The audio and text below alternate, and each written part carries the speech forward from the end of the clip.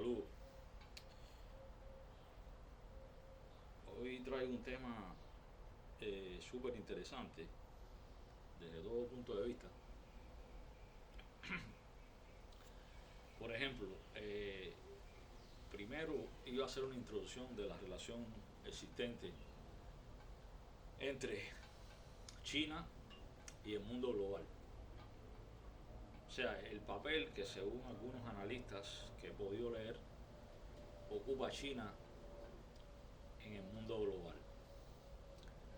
Entonces, por ejemplo, eh, voy a empezar por la relación China con Rusia. Según este analista, específicamente, está hablando de que, por ejemplo, que los rusos, eh, por problemas de la guerra en Ucrania, han descuidado muchas partes de su geopolítica y principalmente en Siberia. Según este analista, él está hablando de que la población rusa ha mermado. Inclusive cuenta aquí que hay medidas tomadas por el gobierno ruso para estimular eh, la, la prole en lo que es la familia media rusa. Inclusive se está hablando de financieramente ayudar a familias para incrementar la maternidad y que la familia rusa se incremente. ¿Por qué? Porque con la crisis de la guerra y con serios factores, una serie de factores que han ocurrido en la sociedad rusa, eh, mucha gente, eh, principalmente jóvenes, a consecuencia de la guerra, tal vez evitando ser reclutados, han emigrado hacia otras partes de Europa. Eh, y inclusive la natalidad rusa de estos últimos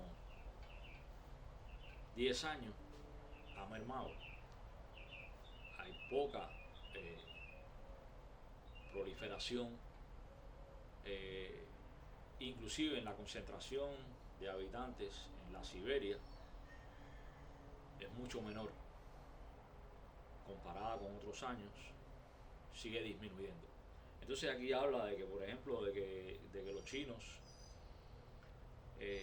han incrementado el comercio global en esa zona fronteriza con China, y han creado cierta dependencia en los mercados locales rusos del comercio con China. Esto obviamente no beneficia a Rusia, todo lo contrario, genera una dependencia del comercio con China. Eso, por ejemplo, en el caso de los rusos. Entonces, el comercio asimétrico que tiene entre China y Rusia, según este analista, o sea, yo no estoy dando crédito a esto, aunque todos los fundamentos que aparecen, toda la data que aparece en este trabajo, está corroborado, no está sacado de la nada, ni está inventado, ni está maquillado, pero sí eh, tiene una base sólida en lo que es en lo que es la información. No es una información inventada, es una información sacada de ciertos lugares que la acreditan. Por ejemplo, también habla de la dependencia de los chinos en América Latina, en América Hispana. Eh, por ejemplo, el puerto de Shanghái, que el Banco de Desarrollo Chino y el Banco Chino de Exportaciones e Importaciones ha prestado más de 120.000 millones de dólares a países latinoamericanos desde el 2005, a menudo a cambio de petróleo. Por ejemplo, Venezuela es el mayor deudor individual con cerca de 60.000 millones de dólares, casi el doble que Brasil, que es el segundo la inversión directa china en América Latina alcanzó 14.700 millones de dólares en el 2024, según el Ministerio de Comercio chino. Esta información la corrobora el México Business Network. Como les digo, no son informaciones inventadas, son sacadas de una fuente determinada, aunque yo, mi opinión particular, todas estas fuentes están prejuiciadas porque cuando usted va a un banco de datos, si el banco de datos está lleno de basofia y de información eh, prejuiciada, usted no está viendo esa parte de la información. Usted está viendo el banco de datos que está muy bien documentado, muy bien clasificado. O sea, es como si usted llegara a una biblioteca donde todos los libros están preescritos, prerevisados y preparados para dar la impresión o dar la narrativa planeada para la cuestión. Entonces, lógicamente, usted dice, no, yo documenté esto aquí. O sea, si usted coge el libro equivocado, que es un libro prejuiciado por cierta ideología, por ciertos intereses, usted coge ese libro y usted argumenta su teoría con ese texto, obviamente va a estar contaminado. Y en realidad, usted no está mintiendo, usted dice, mira, yo lo saqué de este libro, yo hice el estudio en este texto, pero el texto está obviamente llevado por el camino conveniente de los intereses que han creado esa situación. Por eso decía que yo, analizando todas estas cosas, decía a un principio que los chinos prácticamente le dan un crédito al 100%, como que son los infalibles, que no se van a equivocar y que la estrategia que ellos están siguiendo es la correcta. Yo no dudo de que los chinos estén jugando al duro en este drama global, pero y los demás adversarios, vamos a subestimar a un Putin, vamos a subestimar a los Estados Unidos, vamos a subestimar a los demás países, vamos a subestimar a Europa. O sea, sería infantil pensar de que los chinos tienen el campo abierto. Lo que sí es válido es que hasta un punto estábamos dormidos, de cierta manera, no dormidos de que no nos dábamos cuenta, no. Lo triste del caso es que sabíamos toda esta estrategia china, a dónde quería llegar, pero no se estaba haciendo nada para retener esto, que es el caso de lo que se está haciendo ahora con la administración Trump. No es que los presidentes anteriores no supieran esto, lo sabían ampliamente porque los aparatos de inteligencia están informando constantemente de todas las ambigüedades, de todas las directrices, todas las estrategias de los enemigos de este país o de los que no son amigos, por decirlo de una manera más llana. Pero ya estamos en un tiempo que se está tratando de contrarrestar esas estrategias que le habían dado vía libre a China. O sea, prácticamente los Estados Unidos, la política, las administraciones de este país le habían dado vía libre a los chinos para que pusieran en práctica todo lo que quisieran hacer. Obviamente poniéndole alfombra dorada el camino a la República Popular China.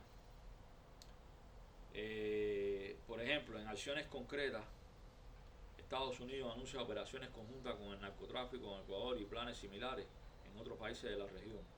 la administración Trump también ha identificado como prioridad la red de más de 30 puertos chinos en el hemisferio, la infraestructura espacial y la presencia de Huawei en al menos 12 redes de telecomunicaciones.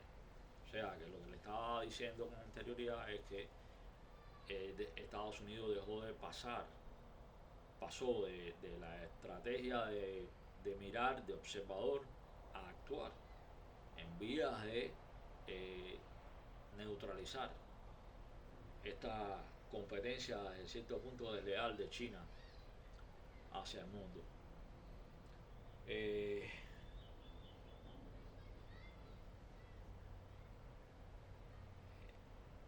Concluyendo, o sea, todo este estudio que yo leí sobre la prominencia de China con respecto a la geopolítica mundial está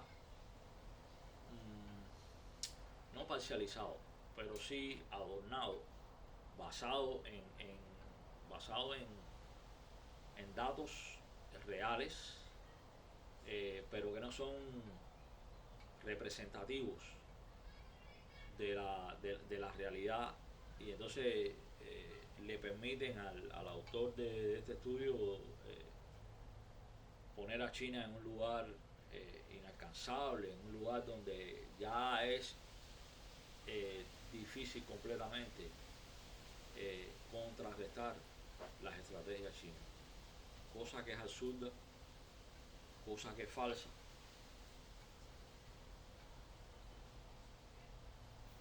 China tiene buenas estrategias, pero todo está en que se las dejen implantar o se mire para otro lado y se le permita hacer lo que los chinos quieran hacer. Entonces, entrando en el conflicto con Irán, según este analista, dice que el gran ganador inesperado es Rusia. Después le sigue Israel, porque Israel esperaba neutralizar a Irán, sobre todo con la idea de hacerse de una bomba nuclear o de armamento nuclear, y que esto garantiza la estabilidad en la región con respecto a los intereses del Estado de Israel, y que finalmente Estados Unidos cogía algunas migajas de conflicto y etcétera, etcétera. Entonces yo, desconfiado de todo, porque yo no confío en la inteligencia artificial, absolutamente, no confío en ella, simplemente la uso como un recurso y a la vez la cuestiono, como si fuera un periodista, como si fuera el periodista más desconfiado de la Tierra, sin ningún tipo de bias o preferencia por ninguna de las dos partes. Entonces, yo cojo la inteligencia artificial y le empiezo a hacer preguntas. Por ejemplo, ellos me dicen que al final de la guerra, según el análisis de este señor, corroborado por la inteligencia artificial, que Rusia es la gran ganadora de este conflicto, porque Rusia ha vendido el petróleo más caro y en mayor cantidad para suplir la deficiencia del mercado iraní. Pero entre líneas aquí uno se pone a mirar y a escudriñar por aquí y por allá, y yo me hago la siguiente pregunta, porque también he leído en estos escritos de este señor de que Rusia no tiene la capacidad para suplir el mercado deficiente de petróleo. Entonces aquí hay una contradicción. Si usted me está diciendo que Rusia es el gran ganador porque está exportando más petróleo, pero a la vez no tiene la capacidad suficiente para llenar los tanqueros que se necesitan a nivel global, aquí hay una verdad media y hay manipulación. ¿Por qué? Muy sencillo. Cuando usted va a las estadísticas, el que más está vendiendo petróleo ahora, mucho más que antes, no es Rusia, comparativamente, por supuesto, es Estados Unidos. Sin embargo, aquí en el análisis me ponen a Estados Unidos como el tercer, como que está cogiendo alguito de los beneficios de este conflicto. Cosa absurda para mí, porque estratégicamente, si usted empieza un conflicto, si usted genera un conflicto, lo más lógico es que usted haga cálculos o haga precálculos antes de comenzar cualquier conflicto y salgan a relucir las cosas, los pros y los contras, siempre contemplando, los buenos análisis contemplan las probabilidades y los fenómenos que se puedan dar fuera de, o sea, los imprevistos, en otras palabras, los imprevistos. Entonces, ya aquí se le cae un poco el argumento este de que Rusia fue el mayor benefactor, porque en realidad el mayor benefactor de este conflicto, porque aumentó la producción de petróleo y la venta de petróleo, son los Estados Unidos de Norteamérica. Pero entonces, como siempre, como es que a nivel global, tanto la inteligencia artificial como los estadistas y la media internacional están prejuiciados con respecto a la administración Trump. Y todo lo que tiene que ver con Trump se mira con un lente bien cóncavo y bien pronunciado. Y a veces de tan cóncavo y tan bien pronunciado que se hace el lente, distorsiona la realidad y nos hace ver cosas que no hay, o nos hace ver cosas que alguien quiere ver que nosotros veamos. Por ejemplo, cuando usted se adentra aquí, le voy a poner el ejemplo concreto.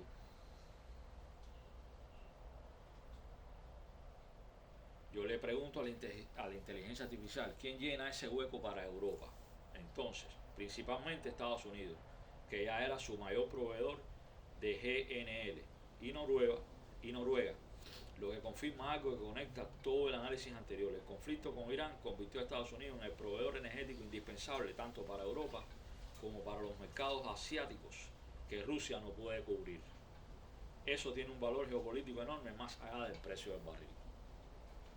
Sin embargo, en ese análisis brillante que hace este señor, ya todo indicaba, y que muchos repiten como papagayo, cogen el análisis que está muy bien estructurado, y si usted lo confronta con la inteligencia artificial, le va a decir que no hay nada de fake news aquí, sino son datos que él está manejando y los está ubicando estratégicamente para dar la impresión de que Estados Unidos se estaba chupando el dedo, armó un conflicto y Rusia salió ganadora en todo esto. La otra parte que no te dice la inteligencia artificial y que hay que estárselo preguntando es que los rusos estaban en su cuenta casi en línea roja. ¿Qué quiere decir con esto? Que con el conflicto de Ucrania, que lleva ya varios años, los rusos estaban en un punto donde no había ya billete para respaldar esa guerra. Entonces, ¿qué pasa? Sí, los rusos han hecho buena zafra con el petróleo y China,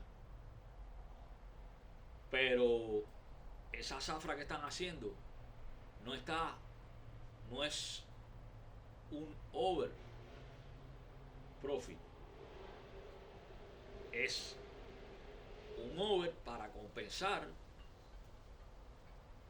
las pérdidas que tenían producto de la guerra y la economía devastada que tenía Rusia antes del boom de la venta de petróleo producto del conflicto con Irán. O sea, que los rusos Sí, se están beneficiando, pero beneficiando para llenar lo que estaba vacío ya, o lo que estaba casi vacío ya, no para tener un extra de cuando usted tiene las arcas llenas. Entonces, no es el caso de Estados Unidos, no es el caso. Estados Unidos no estaba en una economía por debajo de la línea, ni con las arcas vacías. Pudiéramos decir que estaba en las arcas llenas o casi llenas, y ahora con este profit se rebosan. Entonces, conclusión de esta parte con respecto al ganador del conflicto. El mayor ganador del conflicto económicamente son los Estados Unidos. Otra parte un poco chueca de la inteligencia artificial es que me dice, cuando le hago la pregunta de quién es el mayor benefactor, me dice que son las compañías de petróleo, los consorcios petroleros. Y yo le digo, y yo le pregunto, ¿consorcios petroleros de dónde? ¿De la Conchinchina? No. Los consorcios petroleros son consorcios que radican en el estado de Texas. Y Texas, hasta donde yo sé, pertenece a los Estados Unidos de Norteamérica. Pero entonces insiste la inteligencia artificial. Esto son cosas que están aquí documentadas. Me insiste y me dice, sí, pero otros renglones no se están beneficiando. Y me pone el ejemplo de que en un estado de la Unión donde el principal renglón sea la agricultura, el hecho de que haya lluvias abundantes no significa que vaya a beneficiar a todos los Estados Unidos. Una analogía que yo le respondo, que es un poco chueca también, porque no puedes hacer una analogía en el caso de la producción de petróleo de Texas con las lluvias y un estado prolífero en agricultura, y que la gran cantidad de lluvias vaya a perjudicar a otros estados, creando inundaciones. Eso, en este caso, la analogía es un poco chueca de parte de la inteligencia artificial, porque no es el caso. El petróleo sí beneficia al estado de Texas, pero el estado de Texas, como dije anteriormente, pertenece a los Estados Unidos. Y el dinero, ¿a dónde se queda? En los Estados Unidos. Se revierte en inversiones dentro del país, dentro del estado de Texas. Y si usted tiene ya un estado de Texas prominente económicamente, satisfecho económicamente, es una línea de renglón económico menos a preocuparse que otras. Por ejemplo, ya usted tiene un renglón económico que está ayudando a uno de los estados. Suponiendo que los otros estados le vaya mal, es una preocupación menos del país. O sea, lo que quiero establecer es que la inteligencia artificial de cierta manera me estaba llevando a no reconocer exactamente quién es el mayor benefactor de este conflicto, y que Estados Unidos se estaba beneficiando, pero de una manera indirecta, y que, ¿sabes? Y entonces, eso me lleva a corroborar que la inteligencia artificial es un recurso muy bueno que tenemos, pero hay que tener en cuenta que está manipulado también. Hay una cosa que se llama en programación, que son los algoritmos, el algoritmo, perdón, porque es singular, no es en plural. El algoritmo establece el mecanismo de traducción entre lo que yo quiero lograr automáticamente con una serie de datos que yo incorporo a ese algoritmo para tener un resultado final. Si ese algoritmo, como puse yo en el ejemplo de la biblioteca, llena de una biblioteca inmensa, pero llena de libros con verdades a media y preparados para dar una retórica diferente o una retórica específica. cuando usted documenta ese algoritmo con esa información existente ahora, que está sesgada, que está parcializada, va a obtener esos resultados. Y usted lo puede comprobar ahí, porque de la forma en que yo sometí este trabajo económico que se hizo de China y de los resultados de la guerra, si no le hago las preguntas, no saco a colación la esencia y las cosas más objetivas de la información. En otras palabras, el benefactor, la nación más beneficiada del conflicto se llama los Estados Unidos de Norteamérica. Está vendiendo más petróleo, está incrementando la producción de petróleo y se está empoderando estratégicamente en un punto global donde antiguamente sí afectaba a los Estados Unidos el comercio del petróleo. Se recuerdan la OPEP, la Organización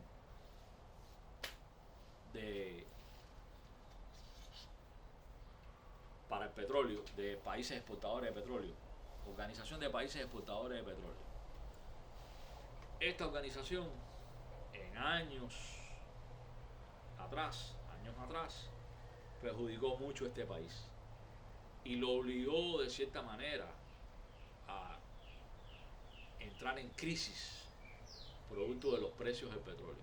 Hoy en día Estados Unidos ha adquirido una posición importante en ese punto estratégico global.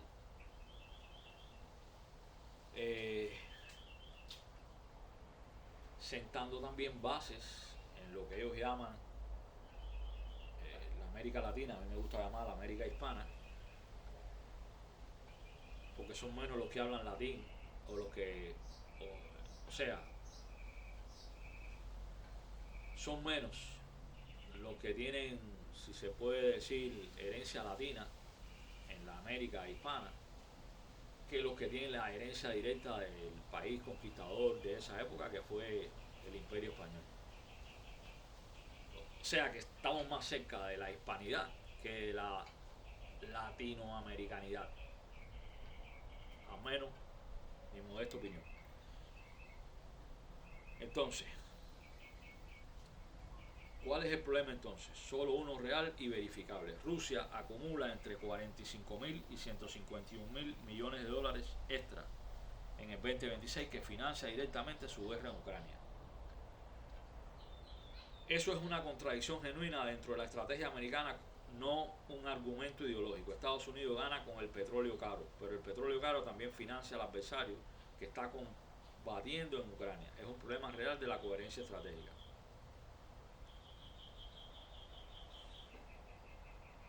Entonces, el contraste con Estados Unidos entonces es muy claro. Estados Unidos parte de posición de fuerza y gana encima. Rusia parte de posición débil y apenas compensa. Es la diferencia entre un negocio que estaba prosperando y aumentaba ganancias versus uno que estaba casi en quiebra y logra pagar las deudas más urgentes para mantenerse en movimiento. Lo que deja el cuadro final bastante nítido. Y para terminar, que el único ganador neto, real y estructural del conflicto con Irán es Estados Unidos de Norteamérica. Todo lo demás son beneficios parciales, compensaciones o alivios temporales. Así que busque, no deje que nadie piense por usted.